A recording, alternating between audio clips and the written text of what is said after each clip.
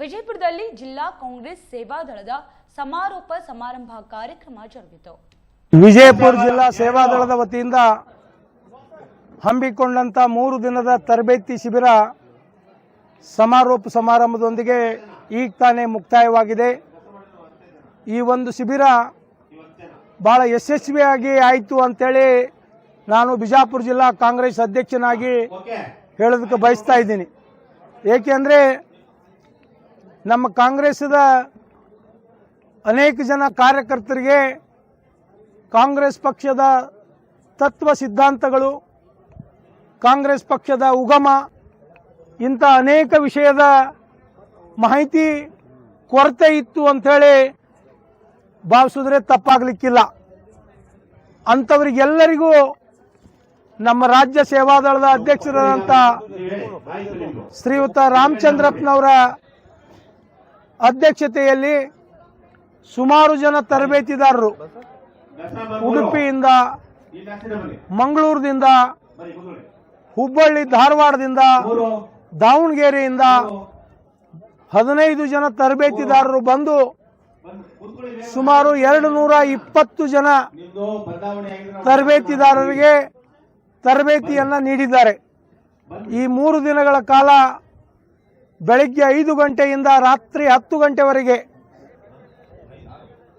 ವ್ಯಾಯಾಮವಿರಬಹುದು, ದೈಹಿಕ ಶಿಸ್ತನ್ನು ಕಾಪಾಡಿಕೊಳ್ಳುವುದಿರಬಹುದು, ಆಹಾರ ಸೇವನೆ ಕುರಿತಿರಬಹುದು, ಪಕ್ಷದ ವಿಚಾರಗಳನ್ನು ಕುರಿತಿರಬಹುದು, ಇಂದಿನ ರಾಷ್ಟ್ರೀಯ ಸಮಸ್ಯೆಗಳಿರಬಹುದು. ಈ ಎಲ್ಲ ವಿಷಯಗಳನ್ನು ಬಹಳ ಮನಮುಟ್ಟುವಾಗಿ ಹೇಳಿದ್ದಾರೆ. ಜೊತೆಗೆ ಪ್ರತಿದಿನ ಸಾಯಂಕಾಲ ಸಾಂಸ್ಕೃತಿಕ ಕಾರ್ಯಕ್ರಮಗಳನ್ನು ಏರ್ಪಡಿಸಿ, ವಿಶೇಷವಾಗಿ ನಿನ್ನೆಯ ದಿನ ನಮ್ಮ ಜ್ಞಾನಜ್ಯೋತಿ ವಸತಿ ಶಾಲೆಯ ವಿದ್ಯಾರ್ಥಿಗಳು ಪರಮ ಪೂಜ್ಯ ಸಿದ್ದೇಶ್ವರ ಶ್ರೀಗಳ ಕುರಿತು ಒಂದು ಕಿರುಚಿತ್ರವನ್ನ ಪ್ರದರ್ಶನ ಮಾಡಿದ್ರು.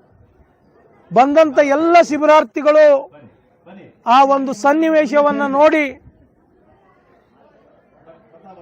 ಪೂಜ್ಯರವನ್ನು ನೆನೆದು ಅವರ ಅಗಲಿಕೆಯ ದುಃಖವನ್ನ ಹೇಳ್ಕೊಂಡ್ರು. ಇದು ಬಹಳ ಒಳ್ಳೆಯ ಕಾರ್ಯಕ್ರಮ ನಡೀತು ಅಂತೇಳಿ ನಾನು ಹೇಳೋದಕ್ಕೆ ಬಯಸ್ತೀನಿ.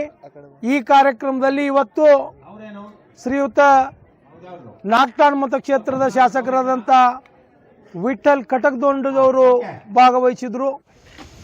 ಖುದೀರಾಮ್,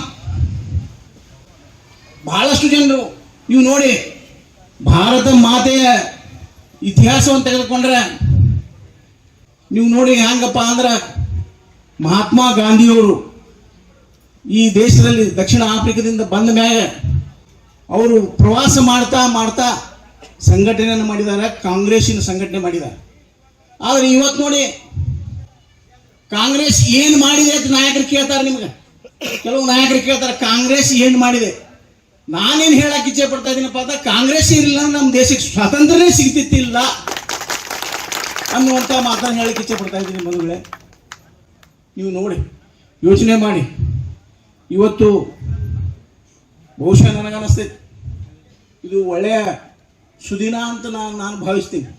ಯಾಕಂದ್ರೆ 3 ದಿವಸ ತಾವು ಟ್ರೈನಿಂಗ್ ತಗೊಂಡು ಪಕ್ಷವನ್ನು ಹ್ಯಾಂಗೆ ಸಂಘಟನೆ ಮಾಡಬೇಕು, ಏನು ಮಾಡಬೇಕು, ಏನು ಮಾಡಿದ್ರೆ ಒಳ್ಳೇದಾಗ್ತೈತಿ, ದೇಶಕ್ಕೆ ಒಳ್ಳೇದಾಗ್ತೈತಿ, ದೇಶ ಮುಖ್ಯ ಎಲ್ಲಕ್ಕಿಂತ.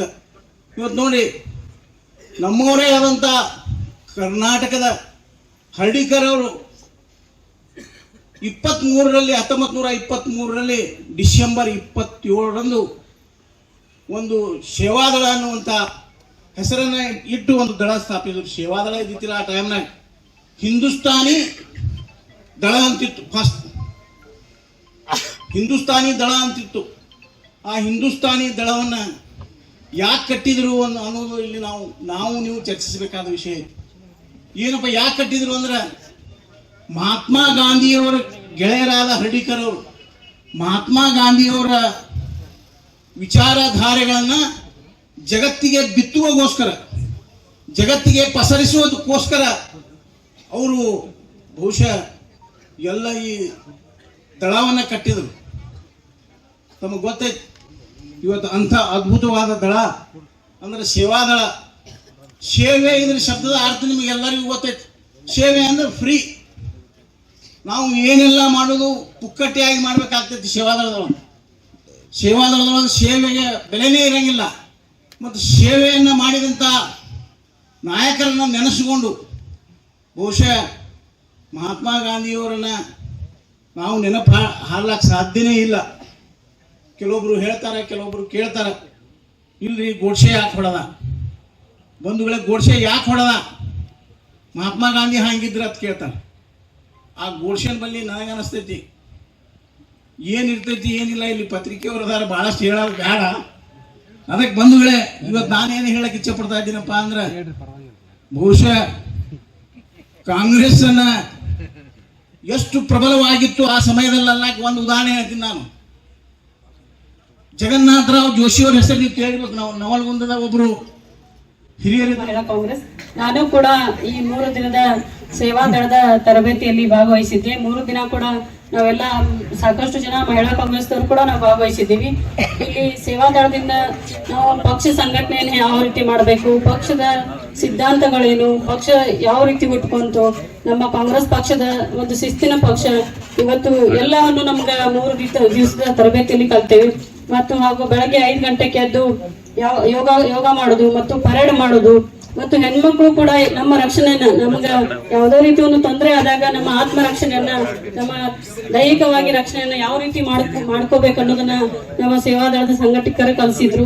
ಮತ್ತು ಇವತ್ತು ಮಹಿಳೆಯರಿಗೆ ಅತಿ ಅವಶ್ಯಕತೆ ಇತ್ತು. ನಮ್ಮ ಮಹಿಳೆಯರು, ಯಾಕಂದ್ರೆ ನಾವೆಲ್ಲ ಎಲ್ಲಿ ಬೇಕಾದ್ರೂ ಓಡಾಡ್ತಿರ್ತೀವಿ ಯಾವುದೇ ರೀತಿಯಲ್ಲಿ. ಅಂತ ಸಂದರ್ಭದಲ್ಲಿ ನಮ್ಗೆ ಯಾವುದೇ ರೀತಿ ಕಷ್ಟಗಳು ಬಂದಾಗ ನಮ್ಮ ರಕ್ಷಣೆಯನ್ನು ನಾವು ಯಾವ ರೀತಿ ಮಾಡ್ಕೋಬೇಕು ಅನ್ನೋದು ನಾವು ಸೇವಾದಳದಿಂದ ಕಲ್ತೀವಿ. ಮತ್ತು ಧ್ವಜಾರೋಹಣ ಮಾಡ್ಲಿಕ್ಕೆ ನಾವು ಹೋಗ್ತಿದ್ವಿ. ಆದ್ರೆ ಧ್ವಜವನ್ನು ಹೇಗೆ ಕಟ್ಟಬೇಕು, ಅದನ್ನ ಯಾವ ರೀತಿ ಕಂಬಕ್ಕೆ ಕಟ್ಟಿ ಮೇಲೆ ಏರಿಸಬೇಕು ಮತ್ತು ಯಾವ ರೀತಿ ಇಳಿಸ್ಬೇಕು, ಅದೇ ರೀತಿ ಧ್ವಜ ಇಳಿಯೋ ಟೈಮಲ್ಲಿ ರಾಷ್ಟ್ರಗೀತೆ ಹಾಡಿದ್ರ ಅದು ರಾಷ್ಟ್ರಗೀತೆ ಮುಗಿಯುವಷ್ಟರಲ್ಲೇ ಧ್ವಜ ಇಳಿಬೇಕು. ಅವು ಯಾವ ನಮ್ಗೆ ಅಷ್ಟೊಂದು ಗೊತ್ತಿರಲಿಲ್ಲ. ಅದಕ್ಕೆ ಅಂಥವೆಲ್ಲ ನಾವು ಸೇವಾದಳದಿಂದ ಇವತ್ತು 3 ದಿವಸದ ಒಂದು ತರಬೇತಿಯಲ್ಲಿ ಕಲ್ತೀವಿ. ಮತ್ತು ಪಕ್ಷದ ಸಿದ್ಧಾಂತದ ಬಗ್ಗೆ, ಪಕ್ಷದ ಇತಿಹಾಸದ ಬಗ್ಗೆ ಮತ್ತು ಮಹಿಳಾ ಕಾಂಗ್ರೆಸ್ ಬಗ್ಗೆ, ಇವತ್ತು ಪುರುಷರು ಮತ್ತು ಮಹಿಳೆಯರು, ಇವತ್ತು ನೀವು ಇಲ್ಲಿ ನೋಡ್ಬೋದು ಸಮಾನತೆ ಬಗ್ಗೆ ನಾವು ಕಾಂಗ್ರೆಸ್ ಪಕ್ಷದವರು ಯಾವಾಗ್ಲೂ ಮಾತಾಡ್ತೀವಿ. ಇವತ್ತು ಪುರುಷರು ಎಷ್ಟು ಜನ ಇದಾರೆ, ಇವತ್ತು ನಮ್ಮ ಮಹಿಳೆಯರು ಕೂಡ ಅಷ್ಟೇ ಜನ ಇದ್ದಾರೆ. ಇವತ್ತು ರಾಜೀವ್ ಗಾಂಧಿ ಅವರು ಹೇಳಿಕೊಟ್ಟಂತ ಸಮಾನತೆ ಇವತ್ತು ವಿಜಯಪುರ ಜಿಲ್ಲೆಯಲ್ಲಿ ಮೊದಲ ಬಾರಿಗೆ ನಡೀತಾ ಇದೆ ಅಂತ ನಾನು ಹೇಳಕ್ ಇಚ್ಛೆ ಪಡ್ತೀನಿ. ಯಾಕಂದ್ರೆ ನನಗನ್ಸಿದ ಮಟ್ಟಿಗೆ ಕಾಂಗ್ರೆಸ್ ಪಕ್ಷದಲ್ಲಿ ಇದು ಪ್ರಥಮವಾಗಿ ಸೇವಾದಳದ ತರಬೇತಿ ವಿಜಯಪುರ ಜಿಲ್ಲೆಯಿಂದ ಪ್ರಾರಂಭವಾಗಿದ್ದು. ನಮ್ಮ ಸರ್ ರಾಮಚಂದ್ರಪ್ಪ ಸರ್ ಹೇಳ್ತಾ ಇದ್ರು ಇಲ್ಲಿ ಪ್ರತಿ ಜಿಲ್ಲೆಯಲ್ಲೂ ಇನ್ಮೇಲೆ ಪ್ರಾರಂಭ ಮಾಡ್ತೀವಿ ಅಂತ ಹೇಳಿ. ಅದು ಪ್ರಥಮ ಬಾರಿಗೆ ವಿಜಯಪುರದಿಂದನೇ ಪ್ರಾರಂಭ ಆಗುವುದು ನಮಗೊಂದು ಹೆಮ್ಮೆಯ ವಿಷಯ ಸರ್ ಅಂತ ಹೇಳ್ತಾ ಇದ್ರು. ಅದೇ ರೀತಿ ಇವತ್ತು ಸೇವಾದಳದವ್ರು ಏನು ಇಲ್ಲೊಂದು ತರಬೇತಿಯನ್ನು ಮಾಡಿಕೊಟ್ರು ನಮ್ಗೆಲ್ಲ ಮಹಿಳೆಯರಿಗೂ ಮತ್ತು ಪುರುಷರಿಗೂ ಬಹಳಷ್ಟು ಒಂದು ಕಲ್ತೀವಿ 3 ದಿವಸದೊಳಗ ಅಂತ ನಾನು ಹೇಳಿ ನಾನು 2 ಮಾತನ್ನು ಮುಗಿಸ್ತೀನಿ. ಮಾಡಬಾರ್ದು. ಇದು ಬೆಳಗಾಂ ಡಿವಿಷನ್, ಯಾಕೆಂದ್ರೆ ಕರ್ನಾಟಕ 4 ಡಿವಿಷನ್ ಮಾಡಿದ್ದಾರೆ. ಒಂದು Mysuru division, Bengaluru division, Belgaum division ಮತ್ತು ಗುಲ್ಬರ್ಗ ಡಿವಿಷನ್ ಅಂತ ಹೇಳಿ ಇದರೊಳಗೆ 10 ಡಿಸ್ಟ್ರಿಕ್ಟ್ಗಳು ಬರ್ತವೆ. ಒಂದನೇದು. ಎರಡನೇದು, ಮಹಾತ್ಮ ಗಾಂಧಿಯವರು ಬೆಳಗಾವಿಯಲ್ಲಿ AICC ಅಧಿವೇಶನ ನಡೆಸಿ ಕಾಂಗ್ರೆಸ್ ಪಕ್ಷದ ಅಧ್ಯಕ್ಷರಾಗಿ ಅಧಿಕಾರ ತಗೊಂಡು 100 ವರ್ಷ ಆಗಿದೆ.